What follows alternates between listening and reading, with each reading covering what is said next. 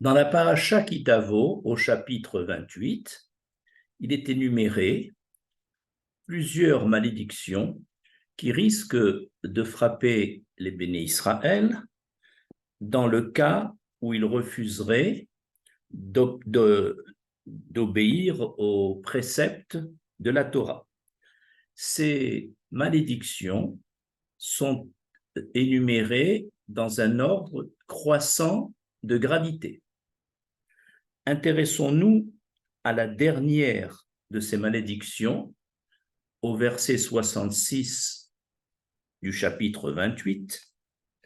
Il est écrit « Ve'ayu chayecha teluhim lecha mineged » Ta vie sera en suspens devant toi. Et dans le même verset, « Upachadta laïla veyomam » et tu auras des craintes et la nuit et le jour. Enfin, troisième partie de ce même verset, Velo ta'amin bechayecha, et tu n'auras pas foi en ta vie. Rashi, à propos de ce verset, ramène l'enseignement de Rabbi Hanina qui se trouve dans le Talmud Menachot à la page 103b pour expliquer les trois parties de ce verset. Le Talmud, et donc Rashi, dit « Ta vie sera en suspens devant toi. » Cela se rapporte à ceux qui ont des manques, qui ont des moyens financiers suffisamment pour acheter leur pain, donc leur blé, pour une année à l'avance, et chaque année, ils renouvellent cet achat. Ce sont donc des gens qui vont engranger la quantité de blé nécessaire pour un an. Et c'est d'eux qu'on dit « ta vie sera en suspens devant toi ».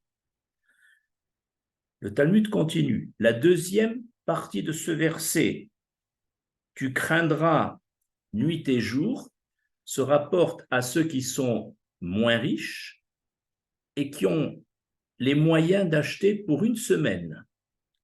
Et toutes les veilles de Shabbat, ils achètent pour une semaine leur blé et après épuisement, la semaine d'après, ils achètent encore du blé. Quant à la troisième partie, tu n'auras pas foi en ta vie, ça se rapporte à ceux plus pauvres qui vivent au jour le jour et qui n'ont pas les moyens de faire la moindre réserve et qui comptent chaque matin sur le pain du boulanger jour après jour. Cette Agada suscite 6 questions que nous allons étudier. Première question. Qu'est-ce qui prouve dans le verset qu'on a cité qu'il s'agit d'angoisse et de crainte sur le plan financier ou sur le plan économique? Quelles en sont les preuves? Alors, nous avons 2 preuves. La première, du fait que le verset précédent, c'est-à-dire le verset 65 de la paracha Kitavo, dit « Lorsque vous serez exilés parmi les nations, lorsque tu seras exilé parmi les peuples, tu ne trouveras pas de tranquillité. Et là, le Seigneur te donnera un cœur tremblant, des yeux usés et une âme angoissée. » Et là, on sent bien qu'il s'agit d'angoisse sur le plan sécuritaire. Tu ne trouveras pas de tranquillité, tu seras angoissé, un cœur tremblant. C'est-à-dire tu ne te sentiras pas tranquille sur le plan sécuritaire. Et quant au verset suivant, celui qu'on étudie, le verset 66, ta vie sera en suspens devant toi, tu craindras nuit et jour, tu n'auras pas foi en ta vie. Alors là, ça parle d'angoisse sur le plan économique, sur le plan financier. Ça, c'est la première explication. La deuxième explication,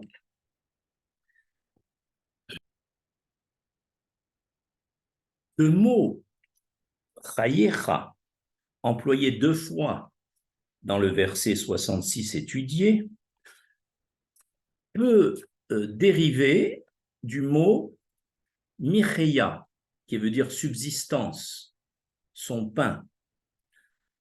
En effet, ta vie peut être lue comme ton pain, un peu comme en français nous disons gagner sa vie, c'est-à-dire gagner son pain. Et dans ce sens-là, on comprend qu'il s'agit bien d'angoisse sur le plan économique, sur le plan financier. Et c'est pourquoi le verset a donné 3 parties, 3 niveaux d'angoisse. Celui qui n'a que pour un an, mais qui se pose des questions, et après un an, est-ce que j'aurai les moyens? Le deuxième qui n'a que pour une semaine, et le troisième, jour après jour. D'ailleurs, chaque fois qu'un homme a des angoisses sur le plan économique, la Torah accompagne cela du mot Yérida. C'est comme une descente, une espèce d'échéance. D'où l'apprend-on? On l'apprend dans le Sefer Bereshit, dans la paracha Miketz, au chapitre 42, verset 2, Yaakov dit à ses fils, alors que les vivres s'épuisaient en terre de Canaan, il a dit, j'ai entendu qu'il y a vente de blé en Égypte, descendez-y, achetez du blé pour nous et nous resterons en vie. Et descendez-y, d'après le Midrash, le sens étymologique c'est descendez en Égypte, mais le sens midrashique c'est le fait que nous avons un problème sur le plan de la nourriture, cela se traduit par une certaine descente, une certaine déchéance, d'où le mot descendre. Deuxième question, comment comprendre le début de la malédiction du verset cité, ta vie sera en suspens devant toi, alors que cet homme a quand même des moyens relativement importants, puisque, d'accord, il n'a pas de champ, mais il a quand même les moyens financiers d'acheter à l'avance un an de récolte pour son pain de l'année.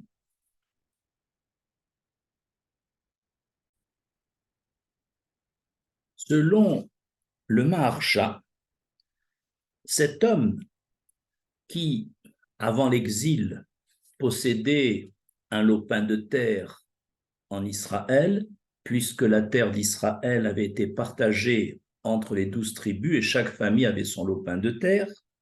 Maintenant qu'il est en exil, en général, il ne possède plus de terre agricole et donc il est à la merci à la merci de devoir acheter au marché. Et même si cet homme est riche et qu'il avait quand même les moyens d'acheter pour un an de blé, le fait qu'il n'a pas de terre à cultiver et à ensemencer, cela provoque chez lui une angoisse pour l'année qui va venir.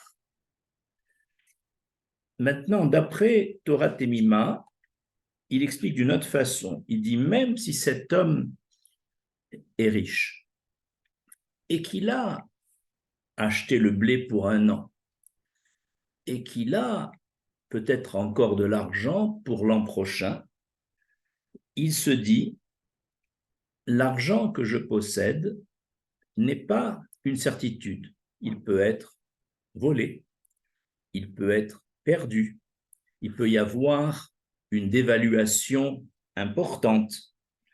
Et donc, même s'il est riche, il ne va pas se sentir en sécurité financière et cela va lui causer des soucis toute l'année pour sa situation future.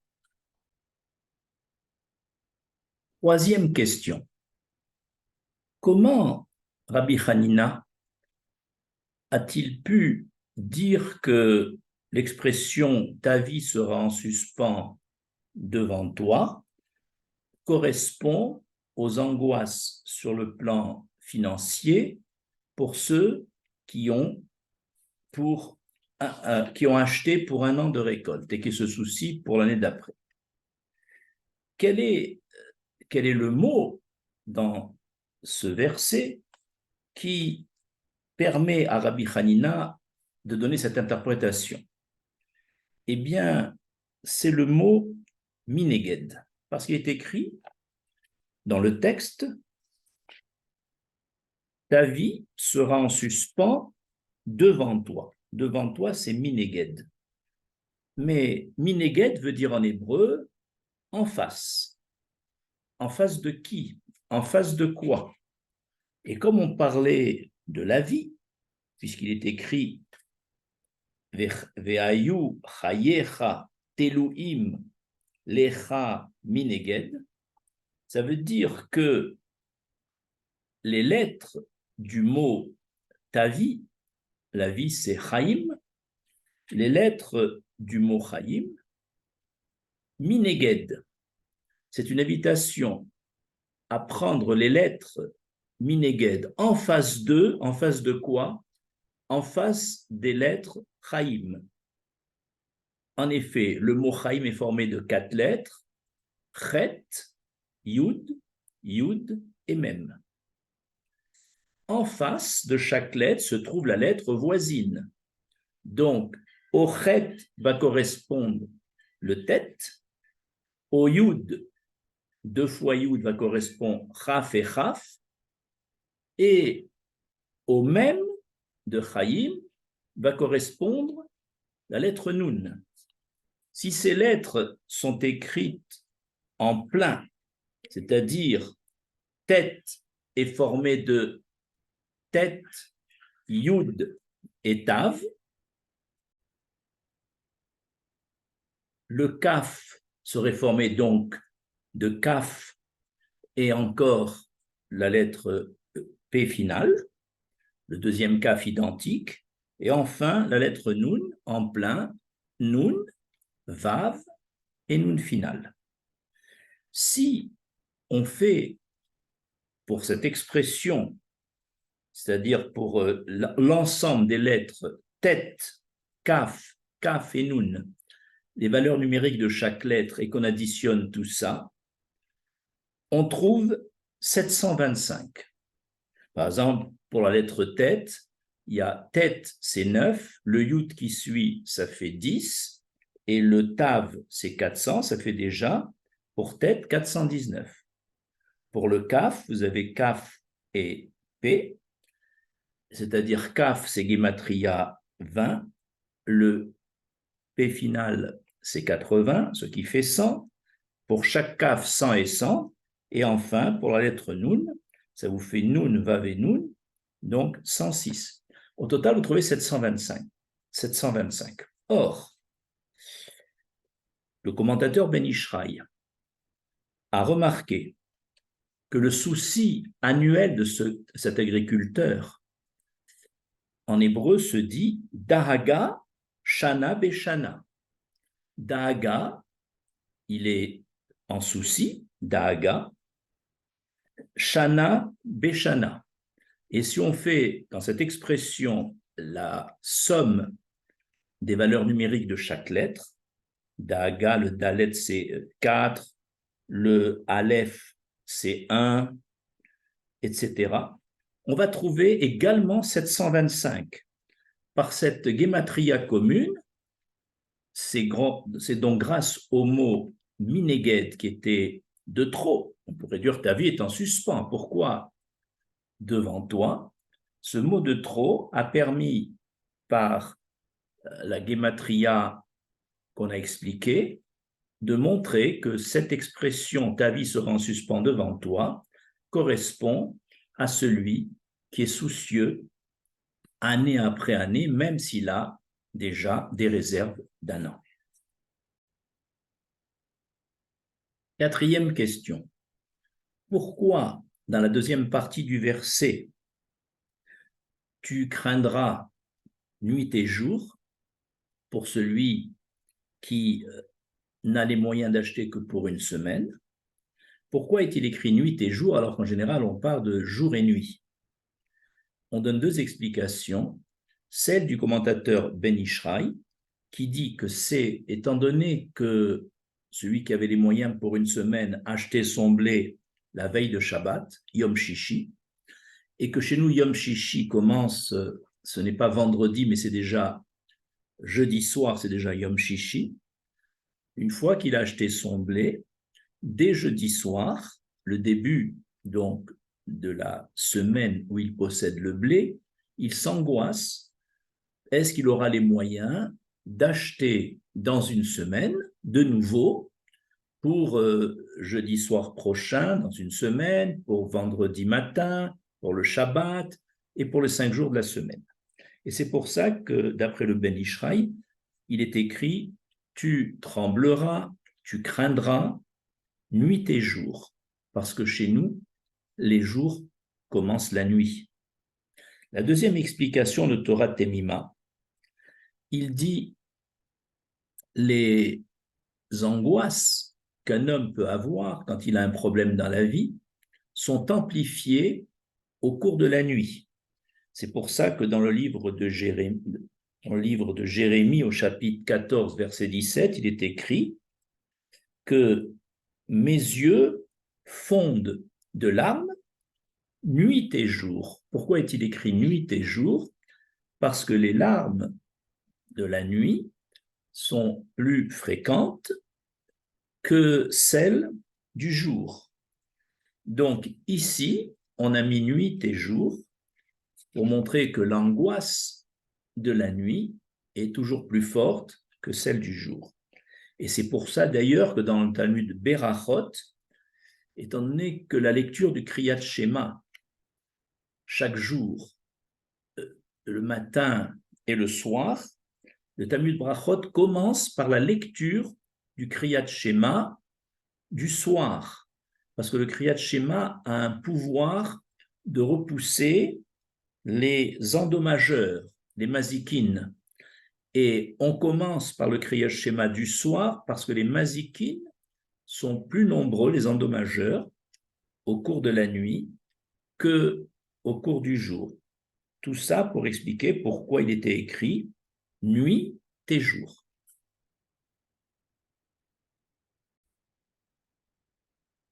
Cinquième question. Comment comprendre la dernière malédiction, tu n'auras pas foi en ta vie, c'est-à-dire que lo ta'amin bechayecha, qui concerne celui qui vit au jour le jour. Première explication. Cet homme qui, avant de dormir, n'a pas forcément la somme d'argent pour le lendemain, s'angoisse et se dit, est-ce que demain matin, je pourrai réunir la somme d'argent pour acheter le pain pour ma famille, le pain d'un jour? Donc, il s'angoisse. Et même s'il a réuni déjà, avant de dormir, la somme pour acheter dans la journée qui suit, peut-être le boulanger qui lui fournit le pain n'aura-t-il plus de pain. Donc, dans les deux cas, il s'angoisse. Ça, c'est l'explication du commentateur Ben Ishraï. Par contre, le Sefer Azichronot explique d'une autre façon. Il dit, ce pauvre qui vit au jour le jour a perdu la confiance en lui. Il sait pertinemment que lorsqu'Akadosh Baruch Hu nous nourrit au compte-gouttes, et donc il se dit, c'est en raison de mes fautes. Et l'Éternel ne prête plus attention à moi et il cesse de pourvoir à mes besoins. Et c'est pourquoi que cet homme, c'est pour ça qu'on dit qu'il n'aura plus foi en sa vie. Ça veut dire, il pense qu'il n'est plus capable de remonter la pente. Mais comme nous sommes des ma'aminim, béné ma'aminim, des croyants, on doit être persuadé que bien que le temple ait été détruit, l'Éternel ne nous abandonnera pas sur le plan de la nourriture. Même si celui-ci est nourri au jour le jour, l'Éternel ne l'abandonnera. Sixième et dernière question. Sixième question. Notre situation qui était idéale dans le désert était une situation au jour le jour. La manne tombait jour après jour, on ne pouvait pas faire d'économie, c'est-à-dire ramasser de la manne puisqu'elle pourrissait. Et nos sages disent que les conditions dans le désert étaient idéales. Nous avions le pain céleste tous les jours sur un plateau et on vivait au jour le jour. Alors pourquoi tout d'un coup dans notre Haggadah, la dernière des malédictions qui concerne celui qui vit au jour le jour, et on va jusqu'à dire tu n'auras pas foi en ta vie, et c'est considéré comme la malédiction la plus grave. Alors comment ce qui est compris comme une situation idéale dans le désert au jour le jour devient tout d'un coup une situation infernale où on n'a plus confiance en soi, on n'a plus confiance au lendemain. Pour expliquer cette contradiction apparente, il faut dire que l'homme ne sait pas toujours apprécier sa situation privilégiée. C'est vrai, et ça reste vrai, que pour un croyant, la parnassa, les besoins économiques jour après jour, c'est la situation idéale. Mais cet homme qui le vit comme une frustration parce qu'il voit le prochain ou un ami qui, lui, a des moyens pour une semaine et l'autre a des moyens pour un an et l'autre pour encore plus, lui qui vit au jour le jour se sent frustré et il s'angoisse pour le lendemain et il perd la foi en son existence. Donc, on nous apprend par là, ce n'est pas la situation de dépendance économique, qu'elle soit pour un an, pour une semaine ou pour un jour, qui constitue une klala, mais c'est la façon de vivre cette situation.